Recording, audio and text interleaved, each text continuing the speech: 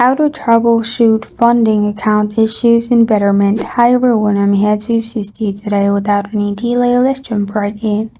First, open Betterment's website. Here in the Help Center, Troubleshooting Funding and Connected Accounts.